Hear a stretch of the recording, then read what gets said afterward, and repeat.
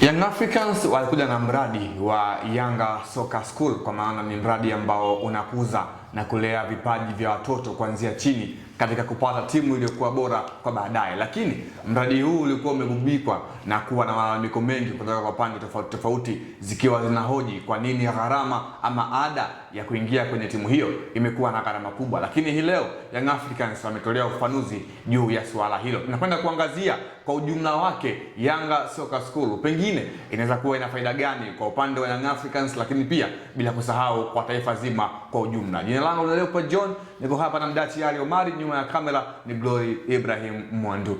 Glory, tunaanzia hapa.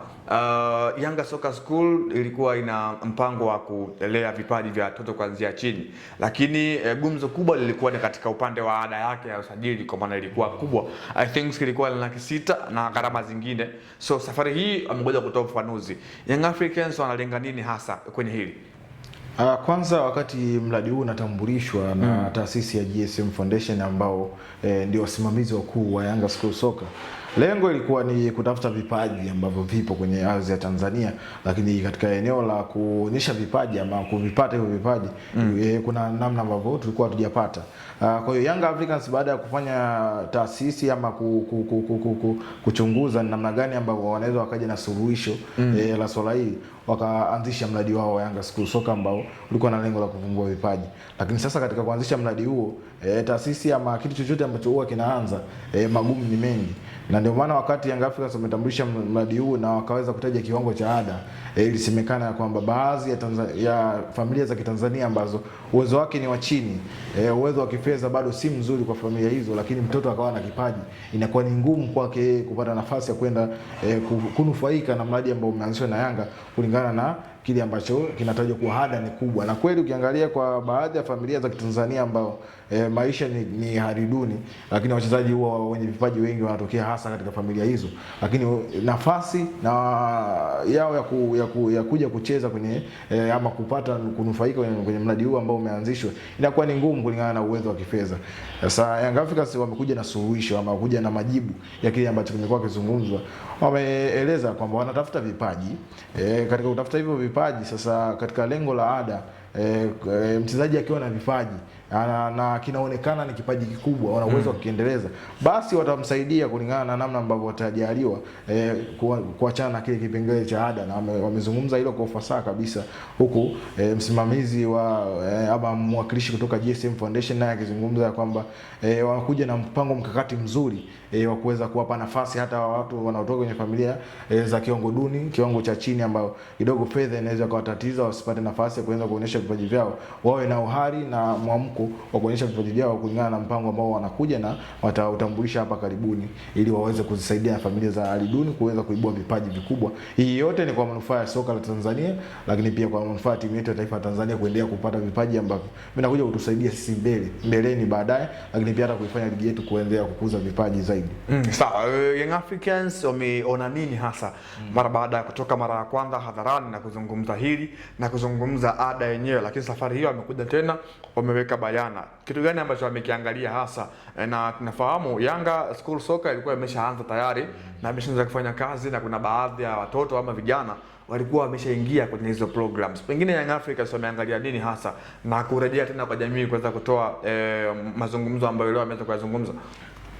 Wamerejea baada ya kutazama mwanzo walioanza nao kwenye programu yao ambao wameanzisha. Umesema mwenyewe hapo na kuzungumza kwamba kuna vijana wadogo ambao tayari wameshajiunga na Yanga School Soccer na wameanza program. Sasa katika hao walioanza program, wapo baadhi yao ambao walianza program lakini katikati ni kama wamepotea. Hiyo ni kwa nini?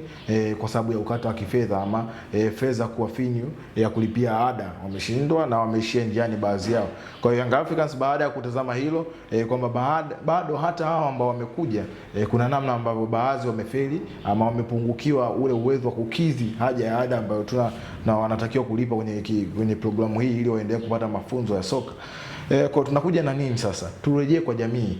Vipaji vinaonekana. Kwa kama mtoto wako ana kipaji kweli, tunakuja wamezungumza kwamba wanakuja na mpango ambao utamfeva yeye kupata nafasi ya kucheza, na wakati huo akiwa anacheza kwenye Yanga School Soccer atapata nafasi ya kwenda kushindanishwa ama kuunganishwa na wachezaji na taasisi nyingine za nje ambazo zinakuza vipaji kwa unafuu zaidi ambao Young Africans wanakuja nao mpango mkakati kwa ajili ya hao ambao wana kiwango duni ama maisha duni ya fedha ambayo yanawafanya wakose fursa hii ya kuweza kuonyesha vipaji vyao. Sawa, unadhani Yanga Soccer School inaweza ikasaidia Young Africans hasa katika lengo ya kukuza vipaji na kuweza kupata wachezaji ambao wako bora, kwa maana tumeona asilimia kubwa ya vijana ambao wako pale kwa kuangalia kwa macho ni chini ya miaka 15. Kwa hiyo itawachukua Young Africans muda mrefu kuweza kunufaika na haya matunda. Young Africans wanajiandaa kwa wao wenyewe au hata taifa kwa jumla na vilabu vingine nchini?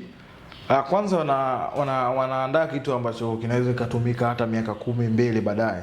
Umezungumza mtu ambaye ama mtoto ambaye ana miaka 15, 13 leo, manake baada ya miaka 10 atakuwa na miaka 23.